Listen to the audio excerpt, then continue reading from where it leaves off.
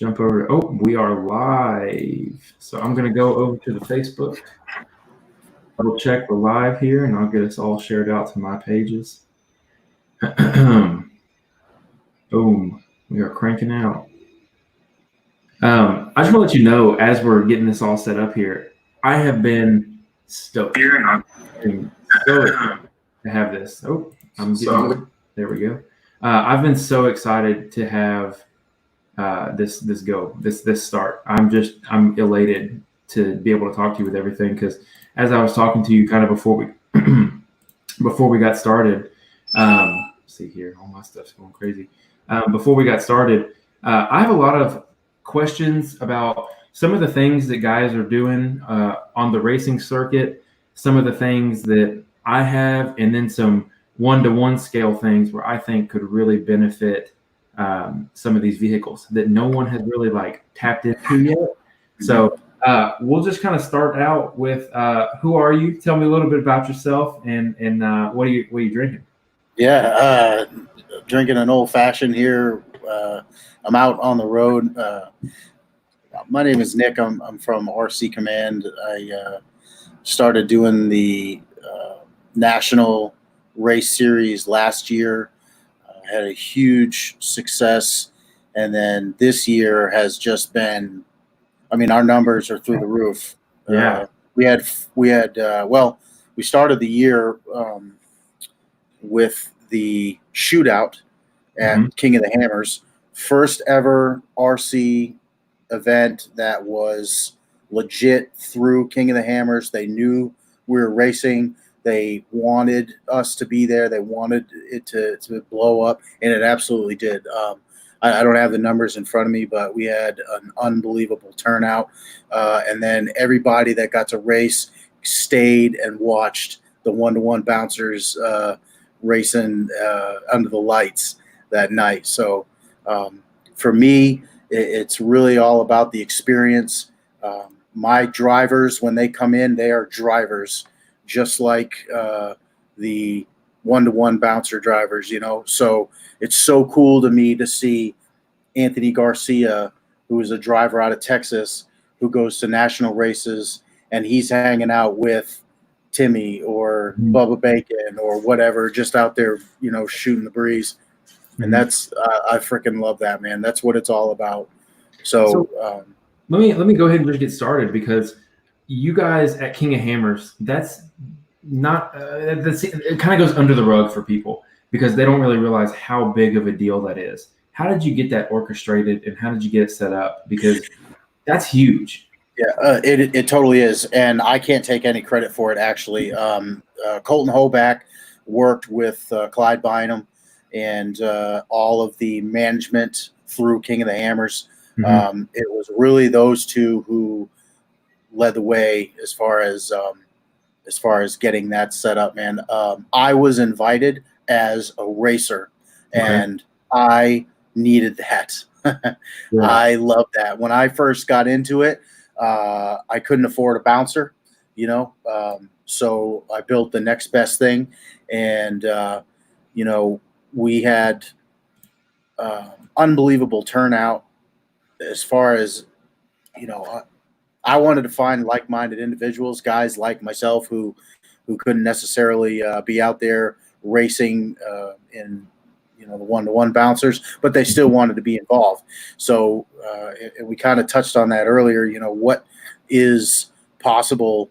How can you enter and be involved? And we'll get into that.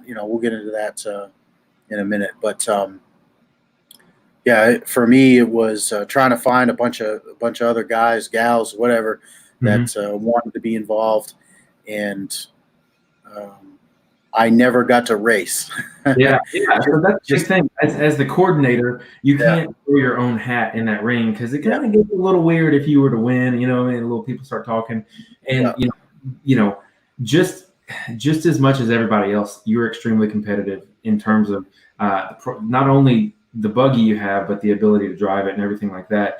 And I'll say this, I kind of want to, for those who don't know, we are talking about a 1/10 scale. It's the remote control. There isn't anything like lesser about this than any of the other divisions. I know that a lot of people kind of have the mindset of, or maybe your first initial thought is it's just remote control cars. But first off, as someone, I got my first full body, and we'll go through the vehicles here in a second, SCX10 in 2014 or 13, I don't even remember. But it was the first generation, and it was awesome. And then I like saw, however long later, I saw you and just this explosion of bouncers that came on the scene. And it was just, it was shocking, because where I left it and where it came to, I was just like, wow, this is on a completely different level. And when I got to see these in person and got to see what you guys were doing, first off, the fabrication, let me fix this so you can see my hands. The fabrication is out of this world awesome. Totally skilled artists doing it. The capability of the machines is out of this world. And not to mention that, but like, there are multiple people I've talked to who run full 1-to-1 who are competitive and have won, but they've won more money doing doing RC bouncers than full size, which just hit the brakes for a second and just say, put it in perspective. I'm going to go run my RC race and I'm going to make more than I would in a UTV or a bouncer. That's, hey. Yeah. We pay out $500 a race, man. That's nuts. For RC cars. Yeah. So, $5,000 a year we're paying out. So that's awesome. And go ahead. We got to thank our sponsors for that. Big thanks to Matt Ottman at Team Ot6 Racing, the guys at Red Cat stepping up big time this year.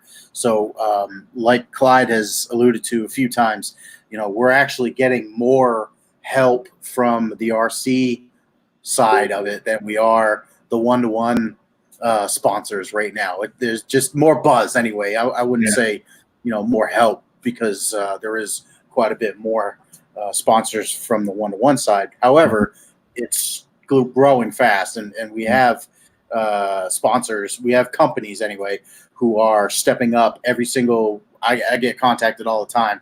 How do I get involved? That's awesome. There is a little sticker shock. But I think that it's because they've never had an arena like what we're providing right now. We race our hills are literally the hills that the bouncers are racing on. We're darn close to it.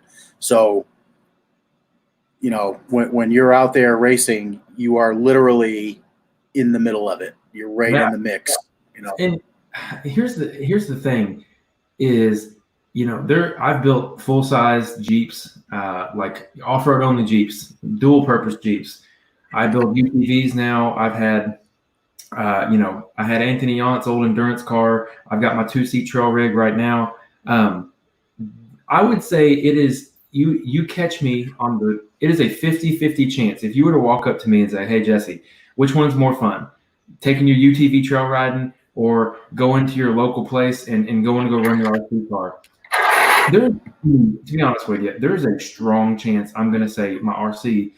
It is I don't know how to articulate it really well. It is so much fun. And that's the conversation with our last interview that we did, was if you can just get someone's hands to get on the controller and get them driving it, they're sold, because it's one of the most fun things that you can do. So Shane Christensen, I had him on my show. We'll talk about that in a minute too. Shane Christensen, the owner of the Gold Rush buggy, 1,600 horsepower, runs on alcohol. Not the type of buggy that you can take out of the trailer and go trail riding with or whatever. It's just not. It's not built for that. But that's not what he built it for. But what he has said is that he can take his RC Gold Rush, built by Sam up there at RC Fabricatory. He can take his RC Gold Rush and go out and play for hours. And the family can drive it. He can hand the controls over to his daughter, and she can drive it. Mom can drive it, whatever. But you can't do that in 1,600 horsepower Gold Rush. So it's so funny. I actually, when I talk to Jake and I talk to Matt from Busted Knuckle, I always kind of check in to see how both Shane and Matt are doing on the rigs. And the way that Shane's car is set up, it literally, and this isn't, again, not a knock or anything, but the primary issue that it has had is that it can't run for an extended period of time. So it is madness when you think about the amount of money that's in there and the time that can come back out of it. However, that machine is a purpose-built work of art and is a war machine built for destruction. Yep, that's what he built it for. Yeah, exactly. So, but what I want to do is really quickly for either our listeners or because right now I would say the RC market for my podcast listeners isn't the biggest, and a lot of people are probably wondering, okay, I want to get one. I've seen them on Facebook. I've seen them, I've seen people have them. What do I want to get if I just want to use it on the weekend and have fun with it and kind of get my feet wet? And then what do I want to get if I want to race? So I actually have 3 vehicles here with me. I have an SCX10, a Yeti, and a Rock Ray from Losi. Now, for those who don't know, we're going to throw words like brands like Axial and Losi around. Outside of Red Cat, Horizon Hobby pretty much owns all the other brands. Is that fair to say? Yeah. Okay. Yeah. Okay. So the first one I have, I actually got to get up to grab this. Yeah. I'm going to say hi to some folks here. AJ Condon from Super Shafty in the house. Thank you for watching, sir. Rob Wyman, the Bobby Tanner of RC Rock Bouncing. Anthony Garcia, thank you for joining, sir. This is just habit, man, because I do this in my own show. Yeah, no. Hey, Anthony Garcia brings up a good point too. You can fly. You can fly with these. Yeah. So Anthony has literally flown from Texas to a national race, raced the race, and flown back home like the next day or that night. That's dedication. I mean, seriously. But I mean, if he won, $100, $250. It's something. That pays for something. Yeah, absolutely. Yeah. Okay, so the rig I have here is an SCX10 and I want to point this out because right here you see it's kind of like it's got a body on it. Underneath the body, you've got frame rails. It looks kind of like what would happen if you took the body off of a Jeep or a truck. You have C-channel frame rails, front bumpers, shock towers, and this centralized kind of skid plate. The thing that these are built for is, and I'm actually going to pull up a picture online, so I don't have to keep holding that up. The thing that those are built for is scale rock crawling, trail, stuff like that. So let me pull a picture up here because I'm not talented enough to multitask very well. Jonathan Wright, Black Dog Photography in the house. Yeah, what up, man? All right, so here's a good one. This will work.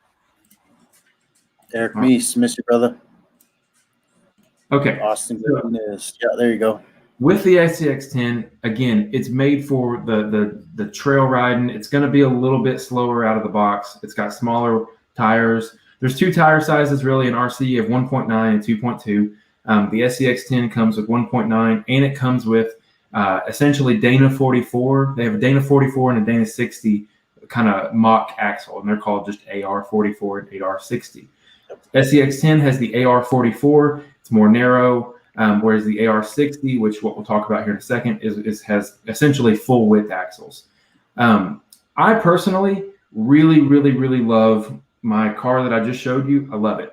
It's fun to go out, do trails, kind of just, it's one of those things that you can mindlessly do it. And it's like therapeutic to a certain extent. I really enjoy that. Now, from the competitive, let me roll back before I get there. If you're going to do a weekend, you want to do some slow crawling, but you want something that can go moderately. I mean, not fast by any means. You're not going to blow the tires off of it, but something you can cruise around and your kids aren't going to break. This is an excellent place to start, and it'll get your feet wet. This is also, what's up, Graham from Scotland? That's cool. That's really cool. So this is a great way to get your feet wet and kind of just dip your toes, because what you can do is you can replace the motor and get more speed, less speed, and you can do just about everything you want. Right now, the RC market, the 1.9 support is tremendous. It is, in my opinion, I'm a little bit split. Fortunately, unfortunately, the 1.9 market seems to be the leader right now from the manufacturing side. So manufacturers really focus on the scale, really focus on the 1.9. You know, we can talk a little bit more about it, but this is a great place to get your feet wet. Now, Nick, tell us why this is not something that you can come race at a race. Well, I don't want to say that you can't come race. We've gotten to a point now where, we had 40 people in Texas, so it gets hard. I like to say that I would never say no. If you show up with one of these and you want to give it a go, I hate to shoot people. I hate to say no to people. Mm-hmm. However, what probably would transpire is you wouldn't be in it for the money and you wouldn't be in it for the points. It would just be for fun. But I can almost guarantee you that the hills that we build now, because the machines are so capable, are too much for these things. They're too much. These trucks are not built for what we're doing.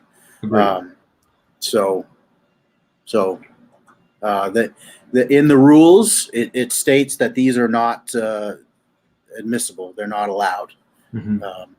Again, that is for the Cup Series, the money, the points series, right? Yeah. So, and I'll tell you this too, so I'm actually going to bring up my Yeti now, because you really start to get into the, okay, even if you brought this rig out, even if it was capable, it's not, there's just limitations on what it is. And I'm going to bring up my Yeti. Now, I run my Yeti a little different, okay? So let's see here. Show you the side that's not broken because my kid ran it into the house. So this is a Yeti. One thing you'll notice different, let me see if I can make this a little bit bigger here. Wrong kind of different there. All right. One thing you'll notice here, solid rear axle for sure. And you have nice independent suspension, especially on this side, because again, my kid went super crazy on me. But the reason I bring this up is these are actually 1.9 tires, and the scale, it looks right. That's the thing. And I know a couple of guys. Have built off the Yeti platform, but I just don't think it's not it. They missed it. They missed the mark with it. Whether it's the steering or a few different things, it's just not the one. And the only reason I say that, and we can go a little bit more in depth, is because I actually have a Rock Ray now. And that Rock Ray, they nailed it. They absolutely nailed it. And this, so for scale, this is an axle. So if you can't see, it's much larger. Again, solid axle in the rear, IFS up front. If you can't tell, immediately right out of the gate, that thing is about a time and a half as wide, easily twice as sturdy, and is definitely just a step up. And when I interviewed Rich from Horizon, I asked him if he was going to be doing a Yeti 2.0, if they had plans for that. It's just not on the table. He said that the Rock Ray and the Baja Ray are the Yeti 2.0, and if they choose to move forward with that platform, it'll be on the Rock Ray. But unfortunately, through the grapevine, I have heard from the people that be at Horizon, it's not likely that they're going to do any revisions on the Rock Ray. It looks like it has probably met its final state, and I would not personally be surprised if it's discontinued in, a number of years. So now, what are your thoughts on the Yeti? What are your thoughts on the Rock Ray? Well, I think Timmy Cameron has proved to us this year that IFS is where it's at. Yes, sir. But I think that it was him pairing with Triton that made that difference, okay? Because Timmy has done IFS before with Moneymaker. But I want to say he either made his own arms or, he didn't use it wasn't the IFS that's needed for rock racing. But this year with Triton, that's it, man. He knocked it out of the park. Yeah, Menace is just I'm gonna pull rowdy. this up really quick because it's hard to explain until you see it, the difference. And if you listen to the show for any extended period of time, you've heard me say if someone is good at something, let them do it.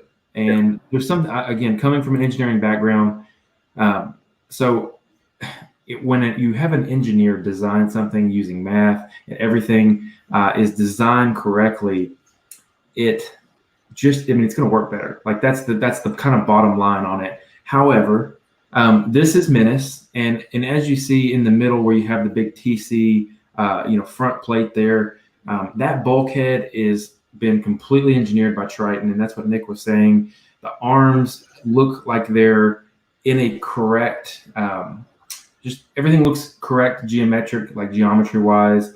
The tie rods are bigger than my arms. But on the flip side, here's Moneymaker. And you can just see it's a little bit more narrow. It looks a little awkward. The arms are at different angles. The machine worked. In Timmy's own words, the machine worked too well. Yep. However, this is a much better machine. Yep. By far. Yeah. Yeah. And back to what you were saying, he has proven that, in my opinion, I think that this is the future. I think that we're going to have one of those debates, just like Ultra 4 has, where, it's splitting hairs. They'll trade. Whoever wins will trade. But what do you think about it? I mean, is this IFS and for the full size rock bouncing, is it the future? Yeah. The thing is we could have Timmy come out next year with another solid axle rig. Yep. And he would still be very. He's done that before, so I wouldn't say that it's the future per se. I think that there's a lot of. I think it's going to take new guys coming into the sport, like the Perivale Mafia and guys that are more open. I think the guys from the Southeast who are kind of the OGs. I think that they're stuck in their ways. Solid axle is their side of the mountain. That's that's where it's at. But you can't help but look at the success that Ultra 4 cars are having out in the desert. They are climbing shit that's just as gnarly as what we're climbing in the Southeast. So you can't ignore that. You can't ignore that. Let me ask you this, because you're at every single race. You have a really good idea and a good insight into what's going on there. I'm really, really big on asking this question. The race courses. So every single year, if you know that the race courses are going to be, and there's a poll on my Racing on the Rocks Facebook page for those who are interested, long technical straight, or longer, more easier hills to climb that are a little bit more about speed, some technicality versus the Bounty Hill. Now, because of the past 3 or 4 years, we've had these, almost drag racing to the top, little easier hills. People are climbing, the machines are getting better, but for the most part, it really becomes the fastest to the top. Now, an IFS car, fastest to the top, if it's not a Bounty Hill, IFS is going to blow it out of the water. But as soon as you get to a Blue Holler waterfall, that IFS car doesn't work there. It's not going to work the same. Yeah. What do you think about it? Because you're at every race. What's going on with the race courses? Did they need to make them harder? What do they need to do? And what are your thoughts? It is definitely a challenge. Definitely a challenge. And again, I don't need as much property as Clyde does with the 1-to-1 guys. I can build a race hill, in a pretty small amount of space. But one thing that we do want, we don't want a 5-second run. That's not fun. But we don't want a 5-minute, attempt or whatever. So this year, Clyde has added the tabletop jump. Every race is going to have a tabletop somewhere in the course. we did the same thing at Windrock. We actually added a little tabletop for the RC race. So I think that we're going to see more. I think we're going to see more just technical courses, and then a nasty hill to finish the run.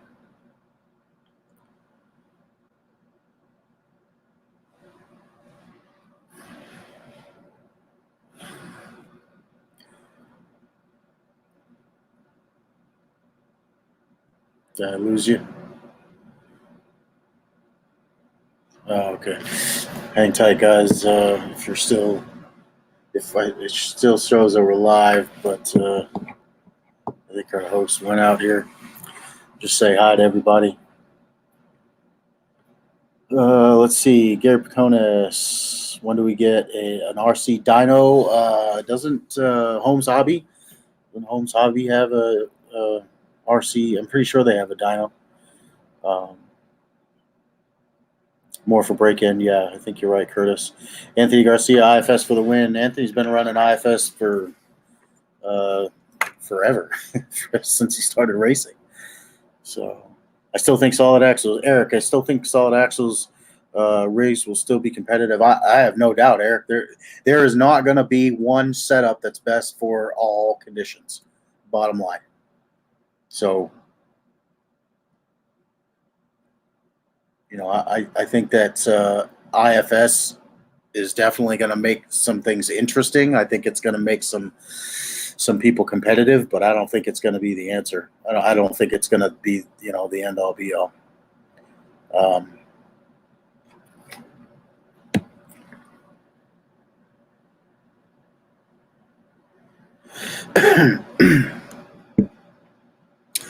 Jesse is having some internet issues, so I'm back. There he is. All right.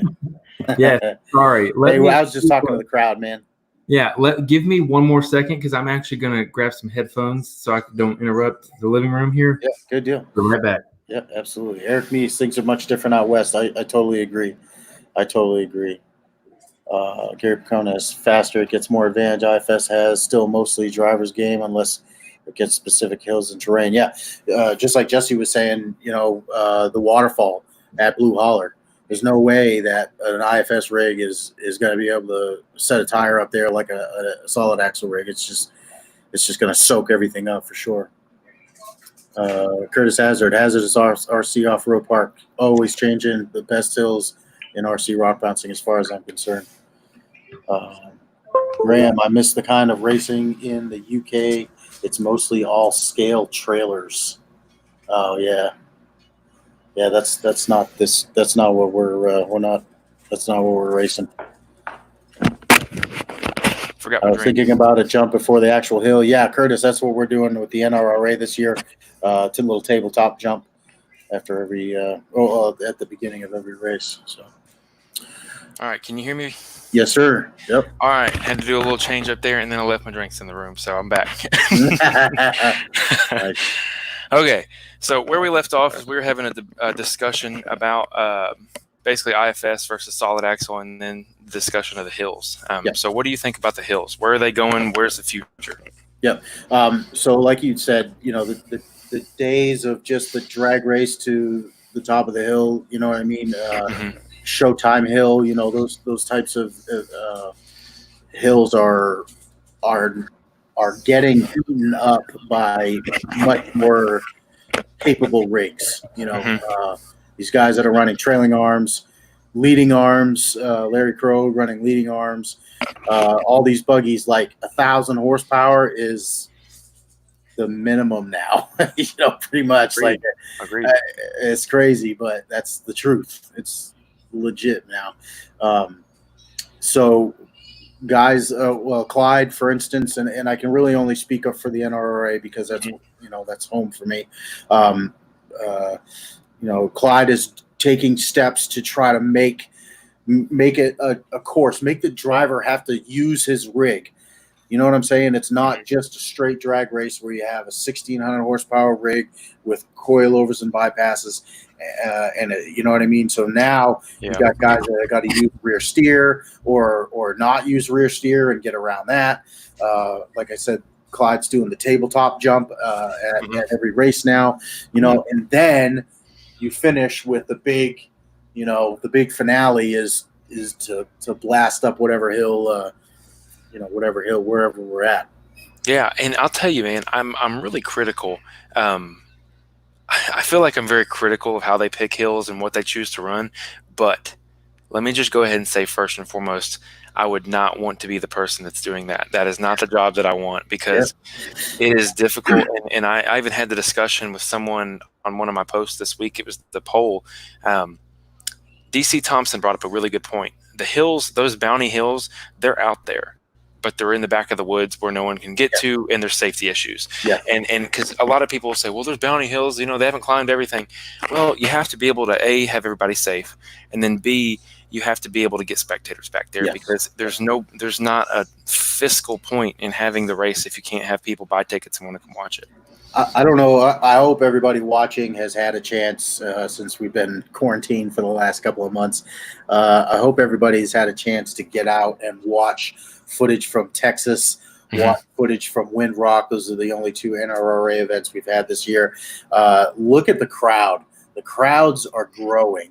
Yep. And you're absolutely right, man. To take that group of people and move them safely into the woods to watch a bounty hill, man, it's just not possible.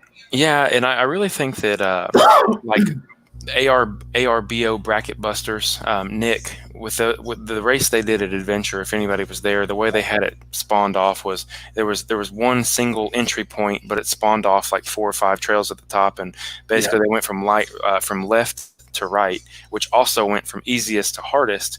And you essentially did you went up and then your competitor went up, whoever had the fastest time proceeded. I really appreciated that. I think that is the kind of thing where, more knockout racing. Knockout was a hit. Let's make a knockout worth points. Let's make these knockout challenges where you go head to head with somebody a point. There's other things you can do, but again, I would not want to be in this situation to have to make those decisions. So I get it. But a lot of the times, man, they're at the mercy of the park owners. Yeah. So the park owner says, I got Pro Rock coming in whatever in 3 weeks, and they're going to race this hill, and so you guys are going to be racing these hills, and sometimes it's the pick of the, luck of the draw. Really, I didn't know that promoters would say, Series A is running this hill, you guys can't run it. That's very interesting. Yeah, that seems. And let me ask you this. Are the hills that they build for races, is that promoter responsibility, or is that off-road park responsibility, or is it somewhere in the middle? So it'll be, it'll be the park owner saying, this is the property, this is the hill that you're going to build. What do you need? And 9 times out of 10, the park owner will have a crew there with some sort of equipment that, we'll build the tabletops for us, or we'll build, stuff like that. Yeah, I understand. So, all right, let's get back to it. We now have a better idea of those cars. Now, let me ask your opinion. What do you think about the Yeti as a platform? Because we're just going to work our way up to the bouncers. What do you think about the Yeti as a platform? Because that is a legal chassis to race. It is, and we haven't finalized everything, but I think that it's safe to be able to put out there that the NRRA is going to limit the chassis plates, the skids, if you will, to 10 inches. Ooh. Okay, so what that does is it takes out some of the short course cars. Yep. So the Yeti, Rockray, they would be safe. But some of those cars that have the chassis plates that are like this long, front to back, and here's my stance, and I get crap for having I get shit on all the time for having an opinion, but in my eyes, I'm trying to replicate one-to-one rock bouncers. Sure. They don't have a chassis plate that the transmission mounts to. You know what I'm saying? Yeah. So Sam Dubé from RC Fabricatory and I got together and built the standard, and it does not run any chassis plate.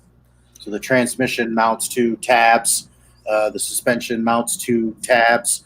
That's cool. So to me, that is RC rock bouncing. Yeah. However, we have to realize that there is a huge spectrum of people that are involved, and not everybody is going to either A, have the fab skills, B, have the money to be able to pay an RC Fabricatory for a chassis or something like that. So you gotta consider all of those things. Yeah, and so let me ask you this. We can talk about this because this will be an interesting topic. There's our good friend over at Laser Nut, and he, I believe, this evening, if I understood him correctly, I interviewed Cody Wagner last week, for those who don't know or are not familiar, and he said that, I believe he said he's going live on the Axial Facebook page tonight. Yeah. It'll be on the Pacific time, so it'll be a little bit later than the show airs. Good. However, he has, if you're familiar with him, he's got a Lasertown. His car has had numerous sponsorships from Axial. Yep. And by his car, I mean his Jesse Haynes Fabrication Moon Buggy and his Ultra 4 car, which his Ultra 4 car is an Armada Engineering, independent front suspension, independent rear suspension. Now, let's make the assumption that the car that Axial is going to build with Laser Nut is going to be the U4 car. It is reminiscent of the Axial XO, right? Excellent. Yeah. Okay. So the length on that skid plate does go front to back. Yeah. How does that fit in? And would that, just theoretically, if it's an exact replica of the full size car, how would that fit into this scenario? Sure. Great question. And honestly, I don't have an answer, but where we would go for that answer is our drivers. Okay. We have a panel of drivers who have been there since the beginning. They are fully committed, supportive of the race series, of growing the sport of RC rock bouncing, and they are, we go to them. I say we, I mean, Clyde and I, we go to them because they're the ones that are going to be racing. Yeah. They're the ones. And they should be making the rules about what they're going to be racing against. I fully agree with that. Yeah, absolutely. So that's what's going to happen. There was a new rig released today. I don't know if you saw that. Did you see it? Yeah. I did. So I immediately posted that in our group chat. It is labeled as a 1/7 scale. Who made it? I'd have to. It's a brand that I'm not familiar with. Yeah, me too. Yeah, it's a the true RC enthusiasts know about it. But I'll be the number one guy to admit, man, I am not an RC enthusiast. Or it's hard to say, but I'm a bouncer fan. Yeah, there you go. Yeah, so they're saying that it's 1/7 scale, but it's Wraith size.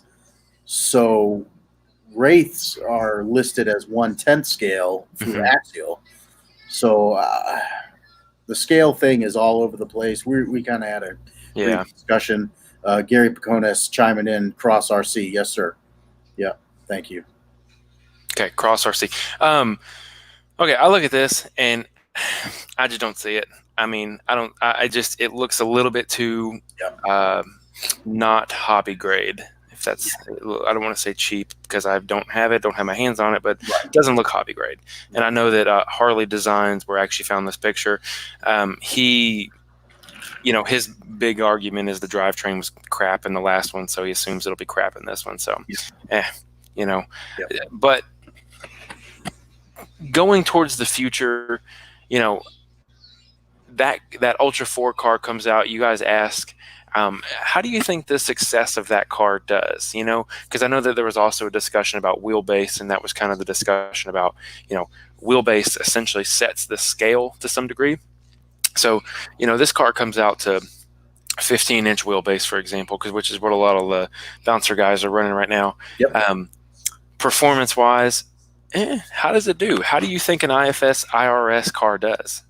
Well, I think that it does very well in the whoops and the, and the. I have no doubt that it can kill hills, but once you start adding, like you said, that the waterfall at Blue Holler. Yep. Once you start adding ledges and stuff like that, but that's racing, man. That is racing, Yep. and I really, I would be honored to have something like that racing with us. You know what I mean? That's beautiful. That's what we're, that's what we're looking for. Yeah. That's a Hoback chassis or a Travis Vance chassis. Mm-hmm. That's an RC Fabricatory. It's right up there with that. So, we'll see. We'll see. Yeah. That's kind of how I look at it. Is we'll see. Now, shout out to UC Fab. The guy makes probably the most incredible RC machines and full size machines that money can buy. I had someone throw the amount of money that this rig costs right here, and you might buy a Razor instead. You ain't kidding. But again, I'll say this. I'm gonna have Kyle on the show, and we're gonna talk about it, because I personally I understand when it comes to the craftsmanship of what he does. I think he even fabricates his own A-arms on these vehicles. And again, for those who can't see, this is a 1/10 scale car. It's pretty amazing, the detail. But I'm going to have him come on, talk about what he does, and because he also does some work for Laser Nut and why he got this piece of work right here. Just incredible. But we'll have him on and have that discussion about what makes it worth, the price tag, because again, it is a piece of art, but also it is pricey. I think it is. But will it perform though? Right. Agreed. Will it perform though?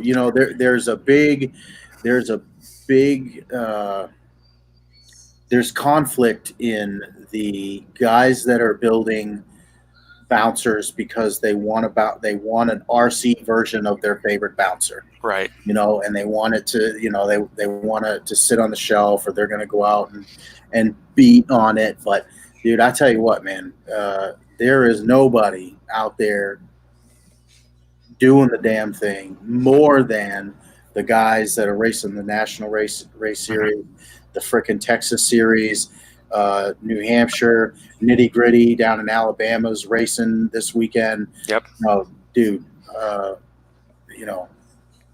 so that. Yeah. Now let me ask you this, because I know you guys. I'm going to butcher the name. It's the USD sticky tire that just came out from. Yep.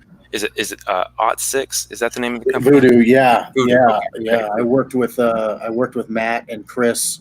Well, I don't want to say I worked with them. I brought them together, if you will. Talk to Chris for Matt, we're starting to see him roll out. The pre-order sold out like in record time, and then with all of this crap going on in the world right now, I think they got half the order in, and now they're working on getting the other half. So let me ask you my question: because obviously, again, it is another investment. It's an excellent work of art here. I'm trying to get a good look on these. By the way, everybody, my dogs are about to go crazy. That's good, man. It's a family show, right? Yeah. Y'all give me half a second. Yep. What I'm going to do is I'm going to pull these up here. Well, I can't get them to pull up. Let's see here. Justin Hoback watching. There we go. Tell me a little bit about these tires. Tell me why they're so good. I'll be back in just a second. Yep. So, I think when Matt set out to replicate this tire, this tire is killing it in the one-to-one world. Oh my gosh, hang on. I'm sorry, y'all. No.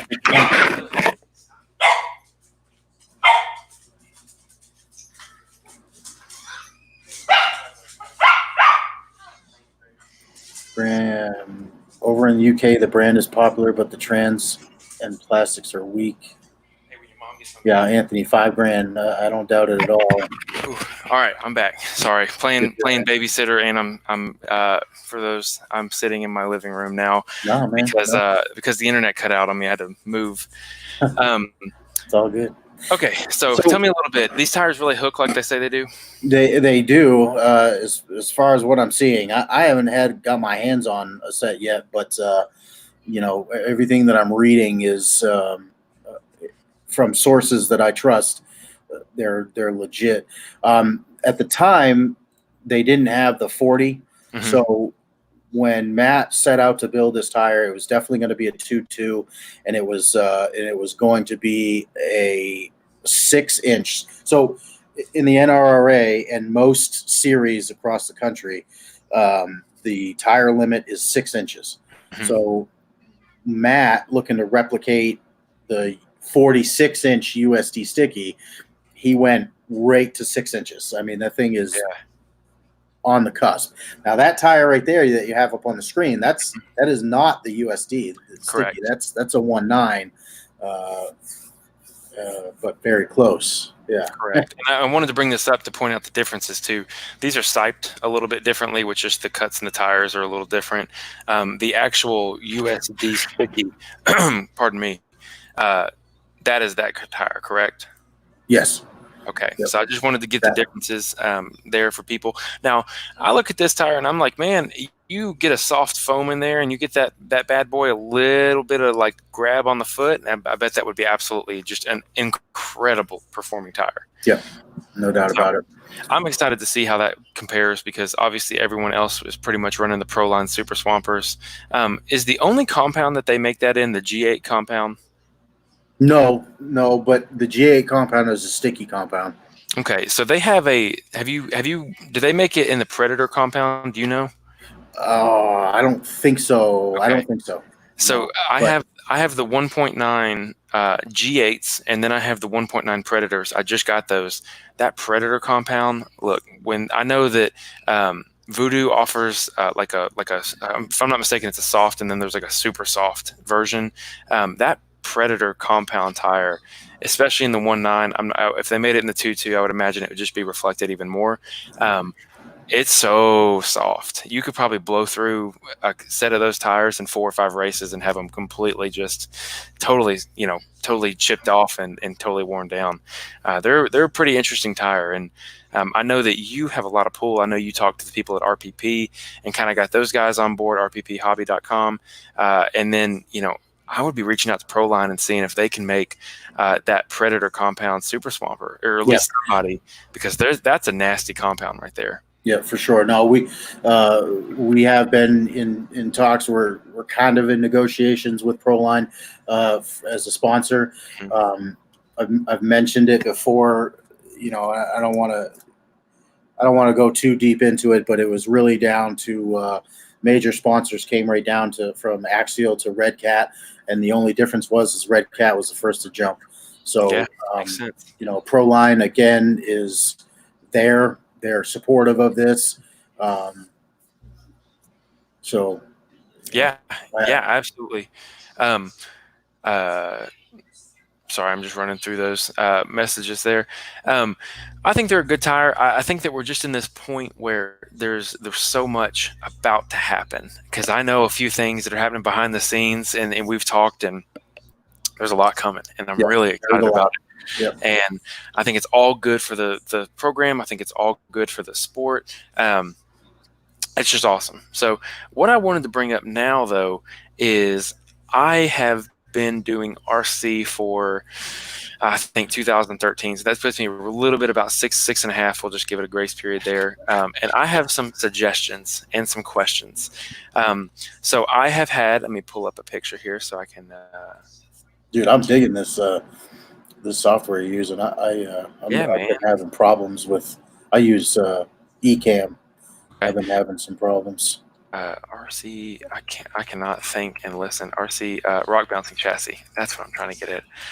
Okay, so none of these are what I wanted. I I've been using this for a little while. I actually found it on another podcast that I have, or that I listen to. They use it. What we're going to do, just to get out a little bit of friendly sponsors here, or not sponsors, but a little shout out. Addictive Racing Rock Bouncing Chassis. Yes. Dude's pumping out a ton of chassis. They look awesome, but it's actually going to be a really great chance for me to show kind of what I'm talking about in terms of my suggestions here. Okay, first thing, what are these chassis made out of, tube-wise? Well, some use DOM. It's all 3/16. Mm-hmm. Some use brake line, and some use solid rod. Mm-hmm. The solid rod buggies are a little heavier for sure, but they're stout. They're very strong. My buggy, the standard, built by RC Fabricatory, has solid rod low in the chassis, obviously to keep weight down, but also where impact is going to happen the most.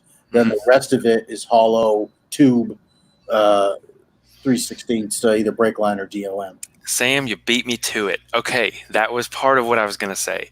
Yeah. A lot of guys that are using and buying, I see only solid tube being thrown around, and the chassis that I've built personally, I always use 3/16 the whole way through. It is bendable. Eventually, there is a point that is bendable. Yeah. So what I see in a really there he is. What's up, Kyle? But what I'm seeing here is down on the frame rails, and Jonathan, I'm going to use you guys for example. Down on the frame rails, use solid tube. But the most important thing that you can do in these RC cars, in my years of working here, my dog's about to bark again. I think my wife's at the door. Hey, Amy, will you go unlock the front door, please? Okay, thank you. She's excited, so she can go outside. But what it is, if you can use solid rod in the lower frame, in the lower section of the chassis, and up front, the weight distribution on these things is make or break. Every single bit of the time, it is make or break. Is your mom home? Yeah. Okay. There we go. Okay. Now it's not my responsibility anymore. I don't. So you put the 3/16" rod in the front, and then the lower, and I really like what you said about points of impact. Basically, points that are going to have these severe impacts. But that weight distribution is something that gets missed by a lot of guys, because the most important thing, you get that weight up front and you get it low, that thing will climb, because in the 1-to-1 world, it doesn't translate the same, because you can't put 1 pound or 1 ounce in the RC world is the equivalent of, hundreds of pounds on a 1-to-1 scale. Yeah. So a lot of guys, for those who are listening, the Cody Wagner interview, he runs 300 shot in his front tires to give him more weight up front, and as they're rotating, they'll actually climb over. They'll help pull the rig over an obstacle rather than push it up. And one of the most important things is when you get that weight up front, I don't know why guys don't do exactly what you just said. Solid rod in the low and in the front, and then hollow all the way through. Yep. That was a really long-winded answer. Sorry. No, it's absolutely right. And also mounting the motor forward. It's a huge difference. Yeah, that's something that Sam's been doing for a long time, for years now, and it's starting to catch on. High Altitude Performance also offers a kit for your bomber. If you're running a bomber, he offers a 3D printed kit that gets the motor mounted forward and definitely moves that weight distribution. And then another thing that I don't want to get too far ahead, but Justin Hoback from Hoback Racing has a skid available now. I don't know if you've seen it. Okay. Yep. And he's also not got made in China. Special edition. Yeah. No. And he's also got a transfer case. Okay. That changes the rotation now. So you don't have that torque twist. Kind of takes because those electric motors are instant torque, instant power. So it kind of, Justin can chime in, man, and help us out But Well, what it does is it prevents. So when you gas it like that, you're gonna throw one side up, and it prevents that torque twist. Now, one thing I've seen is in a couple of these chassis designers, they're not putting rear sway bars on, and they're not making space for rear sway bars. And I think that that's a real mistake, especially if you're going to run trailing arms. If I'm, and again, I've seen it on Facebook. A couple guys, there's been a couple buggies that I were like, man, I'm going to buy it. It's a great deal. And they didn't have that trailing arm setup and no rear sway bar. I'm not going to deal with that basket because it doesn't work. No. It doesn't. And I think that that's a really hard lesson learned. And I think it's a lesson that you learn too late, typically. So that is good. And again, the fact that Justin has kind of picked up that the torque twist, turning it the other way, really makes a big difference. That's huge. It's a very, very huge thing. What I typically like to do and have done in a lot of my cars that work well is get all that weight moved up front, and I'll actually spring the rear end super soft, and I'll actually pull most of the oil out of the rear shocks, and I'll have it where it's just enough. And I got this from Sam, stealing it from you, buddy. Just enough to keep it lubricated. And what it does, it creates this extremely lively rear end that not only soaks everything up well, but it also gives me just enough resistance that as soon as I hit a bump, my rear end's back on the ground, and I've got power going back to the ground, which is the most important thing. And I actually learned a lot from Sam, where you talk about the front wanting to dampen and not push you back off the hill, and that leads me to my next thing that I think you guys are missing as a racing competitive. Justin Hoback actually sent me a message because I was running one of his chassis for a while, and I had one hooked up on the car that I had, and I was sending some pictures out of it, and I think I sent him one, and he goes, I think you're onto something.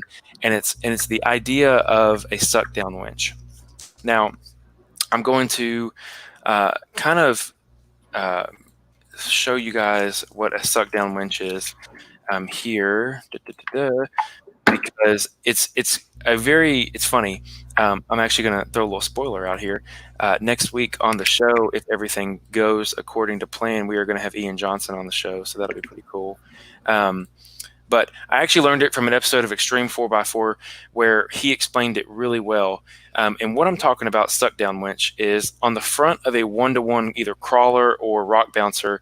They used to have, most rock bouncers used to have, and I talked to Tim Cameron about why they don't do it anymore, and he kind of gave me a little runaround answer. I'm not really sure. But what they would do is they would, like in the picture you see here, they would hook the winch to the front axle and actually suck the front end down, creating less space between the front axle and the actual chassis itself. Now, how does this play into RC?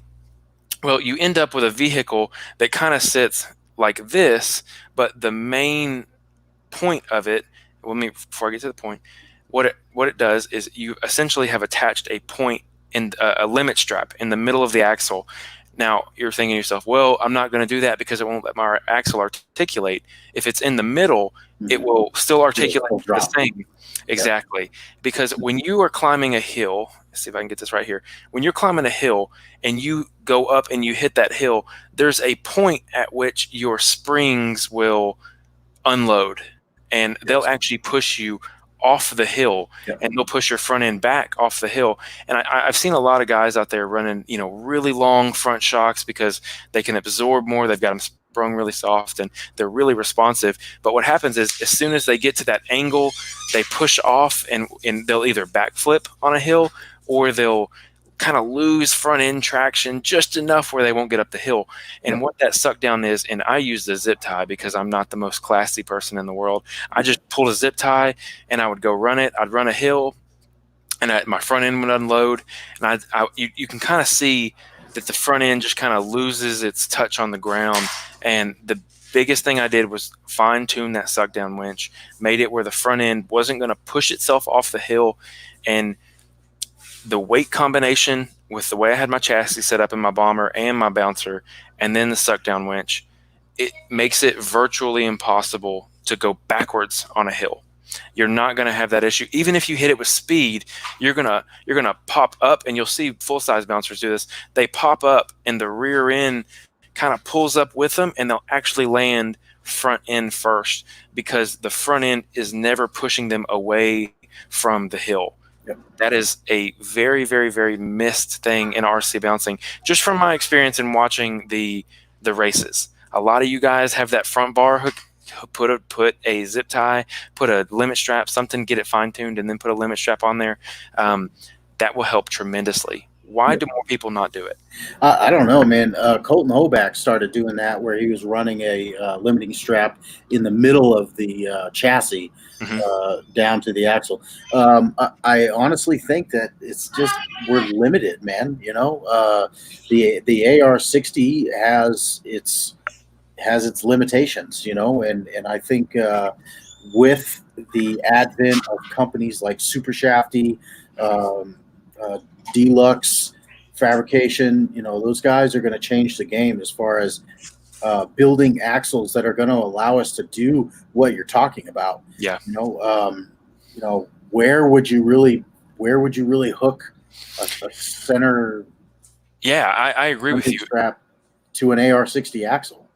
So the way I ran it, and this is just for practicality, and for those who are listening, you have an AR60 with a steering servo on the axle. If you want to just give this a try, what I did was, in the truss on the front axle, there's holes.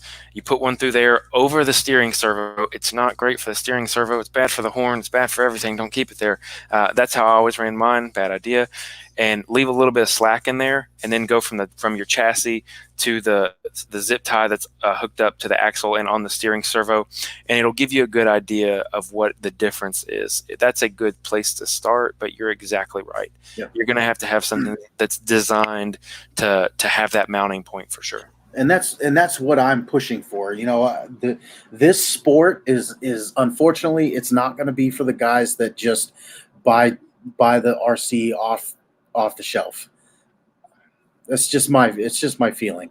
You know, if you want to be competitive, you're going to go out and you're going to buy an addictive chassis. You're going to buy a Hoback chassis, and you're going to put it together with the best parts from Super Shafty and Deluxe and whatever. And you know, that's unfortunately, that's the only way you're really going to be able to get into the sport and be competitive. You know, where do we go from there? You know, I mean, I lost sound.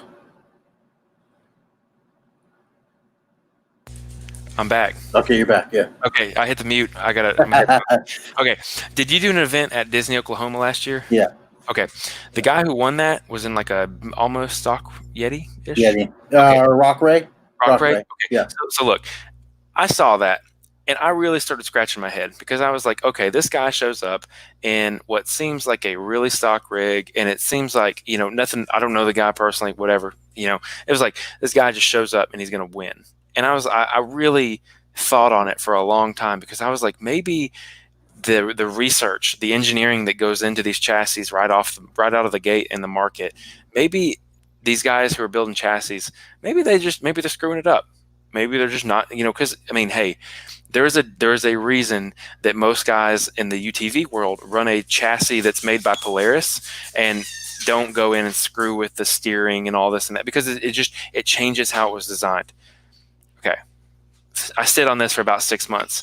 Flash forward 6 months later, and in RC Rock Bouncing, he posts a picture of his basement, and he has, you know, 4,000 RC cars. He's got, you know, every part you can think of, and the caption just says, y'all thought I just had a Yeti and just showed up. And it was just like, that is why that guy won. And it's the reason I bring that up is because it is the rig you have. It is the parts you have in there. But this guy shows up and he has, you know, an immense amount of experience under his belt. There is no substitute other than getting out and running your car, seeing how it reacts. Yeah. The hardest part of this entire RC anything is the steering, in my opinion. Mm-hmm. Just making it go straight. Yeah. Can you keep it straight? When it doesn't go straight, because it inevitably will not go straight, what do you do? You know, how do you handle it? And that's everything. A lot of guys don't get credit because there's some damn good RC drivers out there, and not everybody can do it. I would argue most people can't do it. Yeah. Yeah, and we can sit here and talk about chassis and talk about suspension setups and stuff like that all day long. Mm-hmm. But just like bottom line is it comes down to the guy that's driving it. Mm-hmm. You can have a guy that spends $5,000 on a UC Fab buggy and never takes it off the shelf, never drives it, shows up to a race and he's got the most expensive badass rig out there, but he's just terrible because he doesn't drive it. Yeah. And then you got the guy, Dex Browder. He won the Bounty Hill at finals. He won $1,100, dude, in 4 seconds. Crazy. With a bone stock Yeti. It had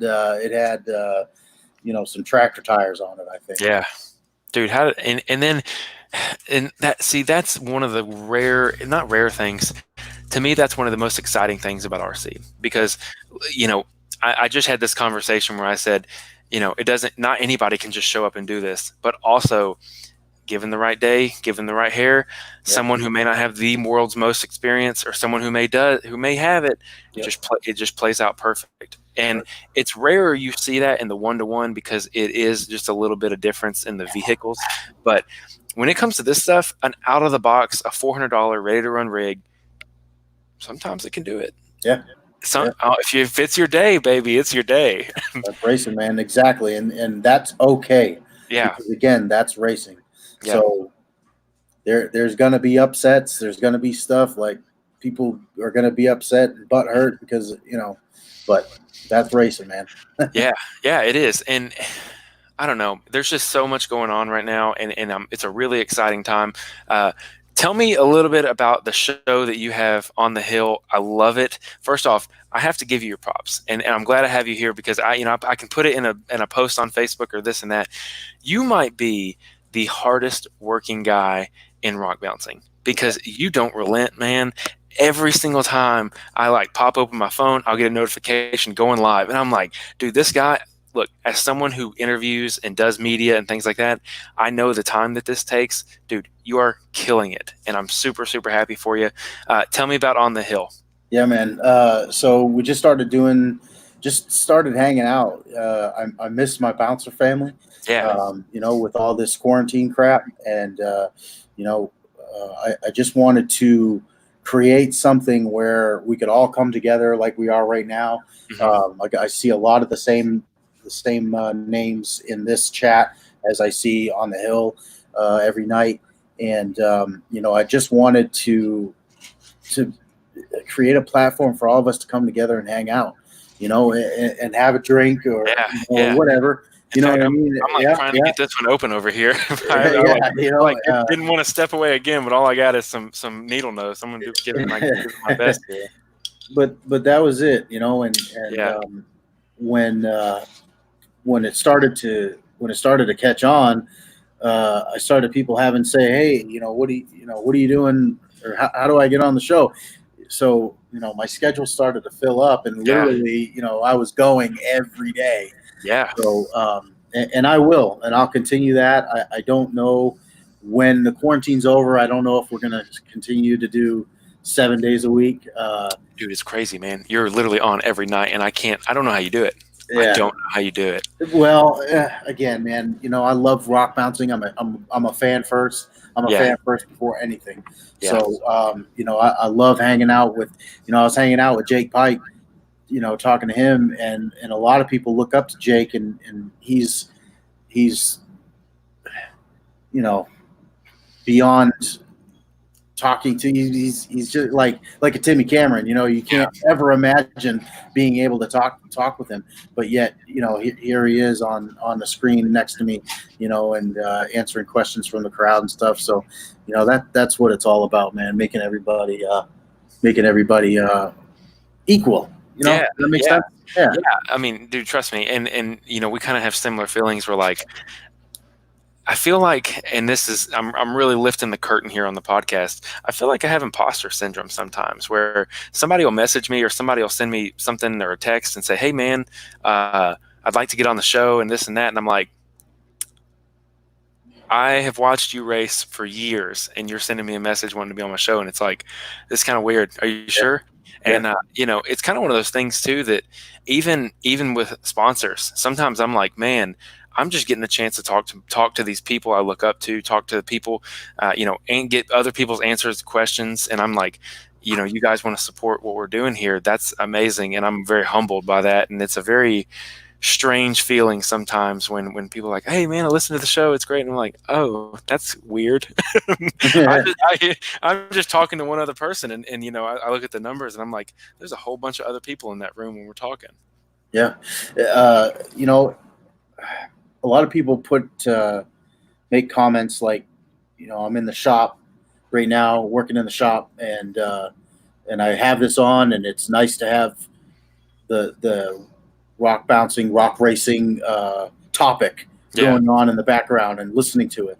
So, you know, to me, when I'm in the shop, I don't have rock bouncing going because I would just watch the rock bouncing. You know, I'm the exact same way. I actually turn on The Office. I've seen The Office so many times I can like listen and just not know what's happening.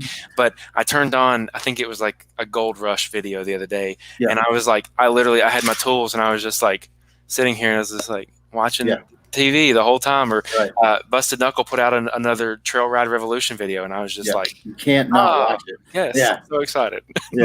But if you got a couple of guys just shooting the breeze, you know, you can work in the shop and listen, you know, and really not have to watch the screen, you know, and that's what the show really is all about, is just bringing everybody together, you know, and I'm so grateful. We got Reject Fab coming on, coming up next. You know, we do Sermon on the Hill on Mondays. I saw that. That's amazing, man. Yeah. So, you know, faith is a big part of our sport. And I think that it's important, and nobody else is doing it, you know, that we get the word out. And you know, I've told Taylor that if we help one person, then I feel like I've done, you know, I feel content with that. You know? Certainly so. So, you know, that kind of, I'm trying to think if I had any more really like RC direct topics. I don't know if you've gotten a chance. Have you driven a Rock Ray before? No, I've fondled them quite often, but I've never driven them. So they have this technology in there, and I didn't know this when I bought it. I actually, quarantine got to me. I just bought another one. I was like, I'm losing my mind. I need something to do. So they have something called AVC, which is some kind of vehicle control assisted vehicle control, maybe. And it steers for you, and it's pretty good. I'm not going to lie to you. It's pretty good. And you ought to watch a video on it. What it does is, you know, if I'm drifting, it'll autocorrect really quick for me and keep me straight, or keep me in my drift. I've been using it climbing hills, and it's a little bit unpredictable, but I think once you kind of get used to how the car drives, it will actually help. Because you know how a lot of times when you're climbing a hill and you go to the side and your car just launches off. That's my beautiful wife, by the way, who just snuck her head in there. The car launches off to the side. Well, it doesn't do that. What it does is it launches and it corrects itself, and when it lands again, you know, it kind of does that initial little hop. When it lands again, it actually corrects itself. That's technology that I think I would like to see in everything. I mean, that's amazing. And again, you know, you may call it cheater to some degree, but hey, it's racing. Yeah, that's technology, baby. You know, a lot of the guys are running open differentials now. The limited slip, I've seen that. Yeah, so that's kind of been a way around. I know that I turn my steering way down. I do notice that guys, you know, that have got their steering cranked up, especially if you're going straight up a hill. You know, any small movements, you know, and it's hard. Again, you get grown men standing on the starting line with hundreds of people watching them, hundreds of dollars on the line, you know, and their hands are shaking and they're sweating, and you know, so when you're turning that steering, there isn't a whole lot of control there. It's either left or right, you know. So I tell people to limit your steering. So when you are going straight up a hill, there's no need to have the wheels go, you know, all the way over. It can, you know, just a little bit of Yeah. So now here's something too that I always thought about. The thing that makes RC driving so much harder is the fact that you don't have the feel of the car. yeah, for Okay. sure. Because that's, you know, I always tried to nail it down and try to explain, like, why is it not the same? It's just not, because, you know, if I'm in my razor and I hit a jump, or I'm about to hit a jump, I can either tell when the rear end is coming up, or I can tell when the weight distribution isn't right. And that really is the hardest part. Of the driving is being able to watch your car, know what's happening, how it's going to land, and how it's going to react, and that comes back down to seat time. But the main reason I bring up the steering is, first off, the steering linkage in the Yetis, Baja Rock Rays, all that stuff. If it's not solid axle, that steering linkage sucks butt. So I really think that's a super. I don't really think that you can fix it from the factory. It's got to be an aftermarket support thing, but breakage in these vehicles. Obviously, you guys do some crazy demolishing, and that's why it requires parts like Super Shafty and Deluxe. You know, you guys have to run, you know, axles in your things bigger than these right here, and made of more finer material, because you have a lot of power, and there's just an immense amount of just it's harder to react, the reaction time, because like you just said, when you make that exaggerated turn and someone has their steering turned all the way up, well, not only are you full throttle, but your car is so fast, the servo is so fast that you're full throttle now at full lock, and you're about to land on something, and you're going to snap your axle, you're going to break it. It's just common, you know, it's just engineering, it's load, it's physics, it's how it works. Yep. So the steering not only makes you a better driver, but it also saves your parts. That's a huge thing that people don't understand. And driver, I have someone who, every time I sell a brushless powered car, I have this conversation with whoever buys it. Look, I don't drive this thing hard, and I don't, you know, like it's so hard to tell someone, or like give it to my kid, for example, who ran it into the house. She just doesn't understand the limits of it. If I go out and I climb a hill and I just, you know, pull the trigger down and I steer, dude, you're going to blow everything to hell. But it's just not made for it. But if you kind of finesse it, if you listen to Tim Cameron, he's not in the full, he's not 100%. It's a finesse. It's power when you need it. It's power in the right places. Yep. And that's the top of the line drivers right there. And half the battle is keeping your machine together. The reason I'm really high on the Rock Ray is because I think that car can handle 2.2s. Now, I've said this before in the RC Rock Bouncing group. The Yeti, for example, that's a 1.9 car. That entire frame, arms, I don't care what you buy, it's not just not made to run 2.2s. It's not. If you put 1.9 on the car, the life expectancy of the parts is drastically more. You can steer better. You can do everything better. But I really want to talk about these guys, you know, that go out and continuously break in parts. Shout out! This is my opinion. Learn how to stay out of the throttle, and you might not break every single time, and you might not, you know, destroy everything. You might still break stuff. You are going to break stuff, but you're not going to, you know, break everything down in your drivetrain. Yeah, you talk about engineering and scaling down. You know, if you have a 3,800 kV motor, brushless motor, censored, running a 15 tooth pinion gear, maybe even some guys run, you know, upwards of 20. Mm-hmm. You know, you're probably talking, if you were to scale it up to the one-to-one world, closer to like 2,000 horsepower. Yes, you know, that's a great example. Talking about a lot of power. Yeah. Okay, so when you full throttle that thing into a hill, a wall, a freaking house, anything like that, I mean, how do you expect failure? Yeah. Agreed. And it's kind of one of those things where, you know, you can spend a lot of money on these things, or you can spend a decent amount of money on these things. I've never had to upgrade an axle housing before. And again, I'm on the very conservative side. I climb things, but I'm not going to sit there and just fully lock it out. It's just not something. And I bring this up because it's doable. People who want to go out and RC, but Maybe their budget is to get a car and, I can do upgrades, kind of one at a time. That's most of us, I would assume. That's the way to do it, in my opinion, just because, like, man, you don't have to go out, hammer it down, break everything, and then throw $3,000 more dollars in it. You don't have to do that. If you drive with the mindset of keeping the car together, you can really climb everything you need to climb. Yep. It's just a matter of skill and finesse, and it makes you a better driver. Yeah, absolutely. If you watch the Browders, Justin or Dex, man, they are masters of their rigs, and it's amazing how they can just put the buggy where it needs to be. Yep. Yeah. And it's just because they get out and they drive them, and they know their rigs, they know how they're going to react.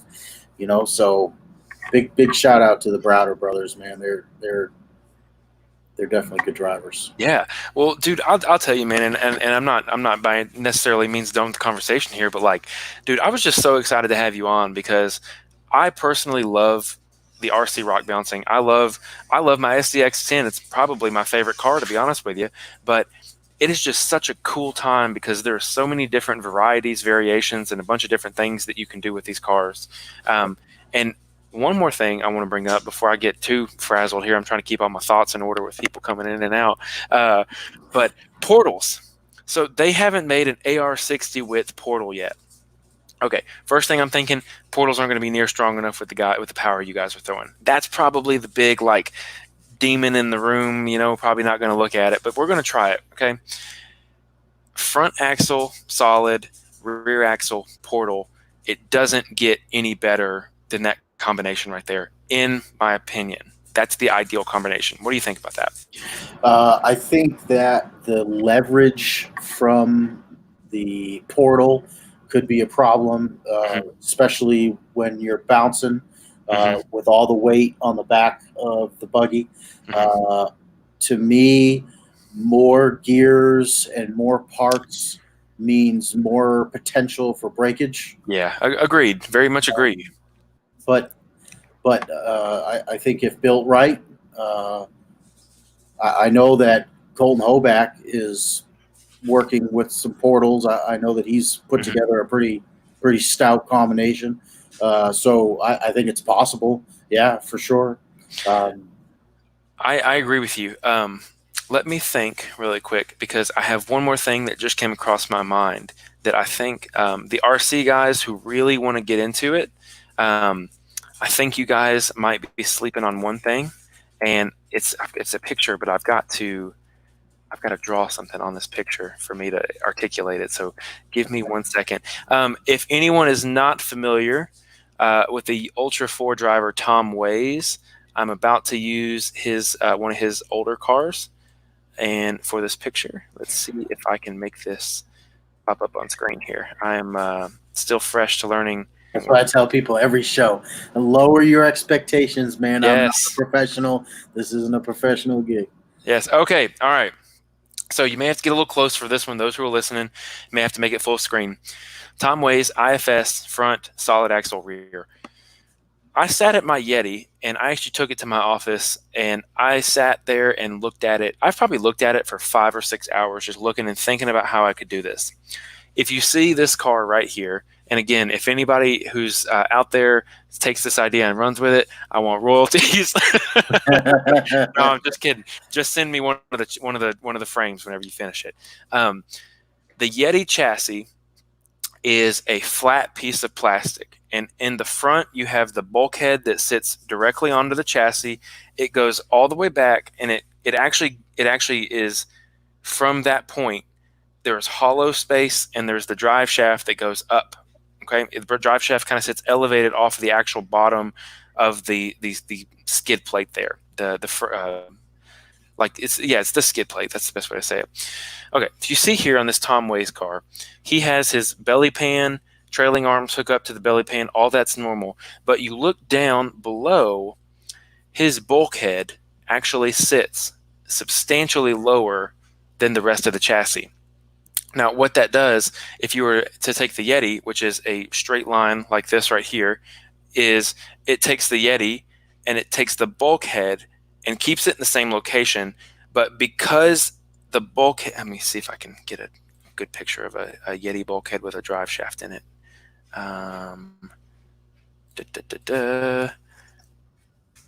So there's about a half-inch space between the bottom of the bulkhead, perfect, and where the drive shaft actually goes into the bulkhead.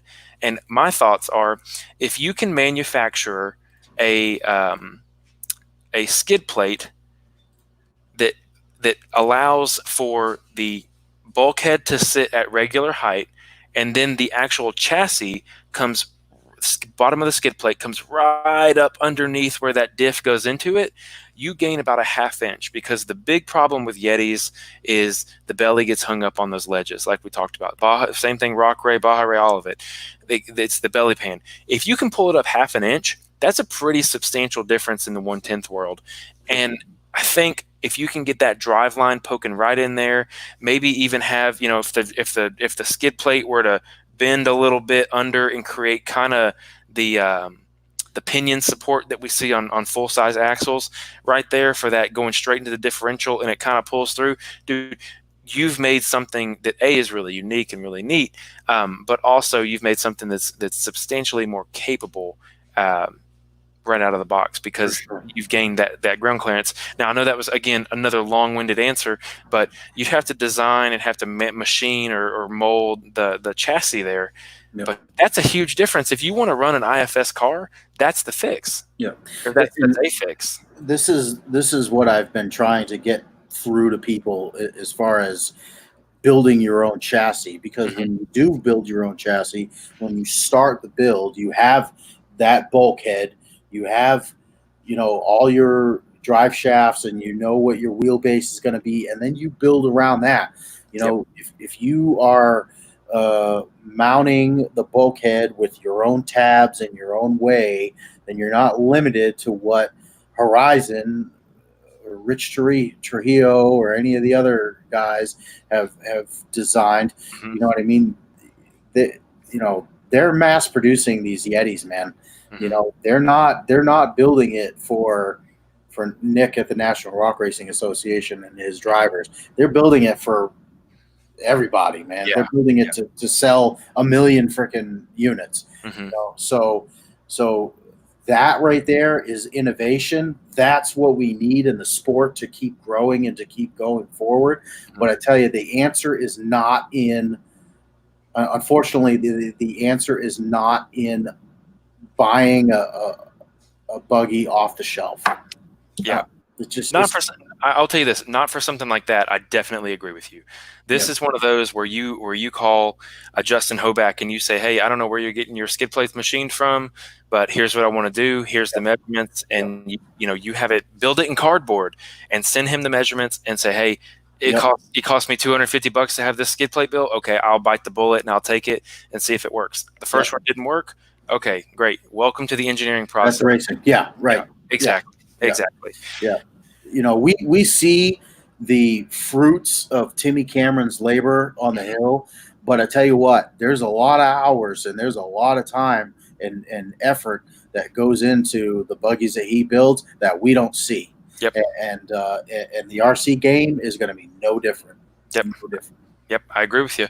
And again, it's so funny. The reason I even noticed this was a background on my work computer, and I was just sitting there one day and I was thinking, so I write code. So I was sitting there thinking about how to fix something, and I was like, why is that lower? And the next thing I know, I'm just like, oh snap, this guy has, he has an ace under the table, and it's really just something amazing. And then this is a completely stolen idea straight from Tom Ways here, but it's one of those things where you wouldn't even notice that he has what looks like almost a foot advantage there. Yeah. Very interesting. And this is old footage too. Agreed. This is one of his old race. Yeah. Yep. Man, I miss these old school Ultra 4 versus SRRS shootouts. Yeah, that was a shootout hill, and they even ran razors up the left of that hill. But that's one of my favorite videos online. Is head to head. Yeah, the views on there, I probably have 5,000-6,000 views myself. I get it, man. Yeah, I get it. But that was just some of the ideas. I was able to recall some of them. Now let me ask you this: I show up and I'm running a bouncer, but it's got cantilever suspension. Is that legal? Yeah, I mean it's open. Yeah. So Yeah. as long as you're running it on a platform that matches the rules, yeah, absolutely. What about because this is something you see in the competition world, but not in the one-to-one. But there's nothing that says the one-to-one couldn't do it, other than possibly strength. Is like lower lower links that go to the axle, bent, arched at an angle. Say for example, coming, you know what I'm saying, like Yeah. that. Is that legal? Yeah, absolutely. I mean, factory Wraith links are bent already. Mhm. Yeah, but I will say though, as far as engineering goes, is nothing is going to be stronger than those links being straight.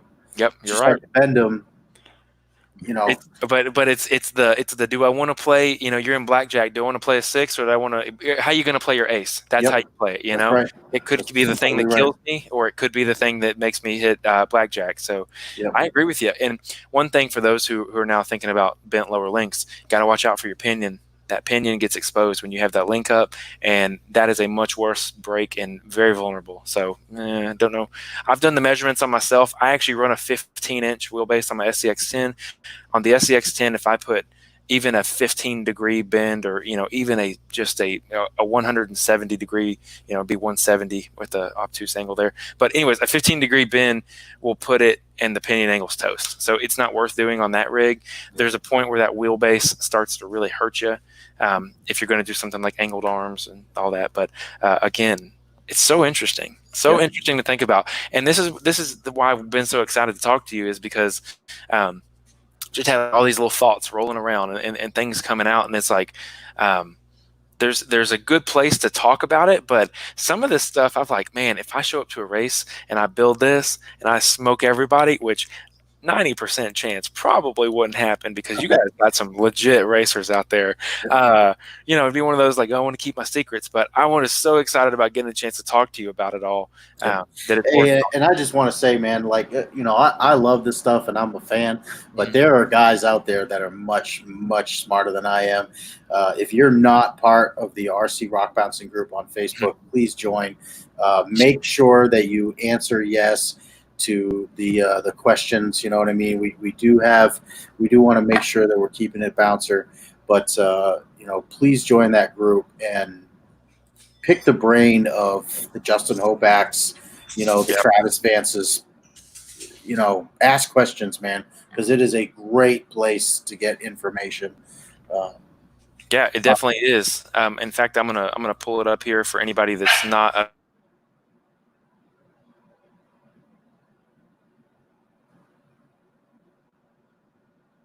We lost Jesse again. Sam Dubay in the house.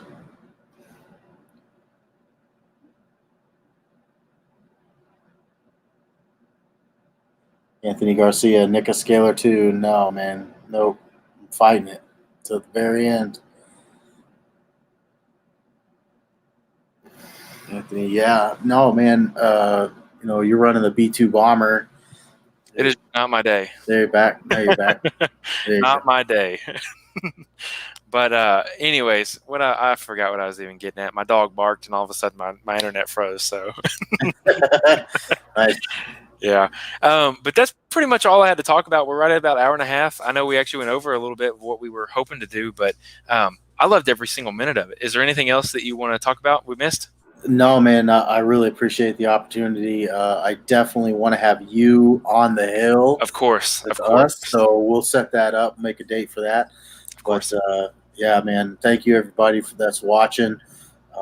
Definitely thank you, Jesse, for getting me on here. Dude, I've told you earlier in the episode, and I'll tell you again, I got a lot of respect for you. There's not a lot of people that are really out there killing it and taking advantage of the quarantine time. Dude, killing it. taking advantage and doing awesome. So super happy to have you on. Thank you for making time for me. Do you happen to be in a hotel room by chance? Is that are you? Oh, what? I am. We might have a on the hill episode actually on the hill. So well, I don't want to spoil it. So don't tell me. Don't tell me anymore. So stay tuned. Yeah, absolutely. But with that, what we'll do is we'll actually end the broadcast and we'll stay online. We'll chat for a few minutes and we'll go from there. Everybody, thank you. Also, thank you. My nice banner that I had originally when we started here, thanks to Super Grip ATV, Dino Jet, Infinite Off-Road, and All Things UTV for sponsoring the show. But with that, have a great evening, ladies and gentlemen.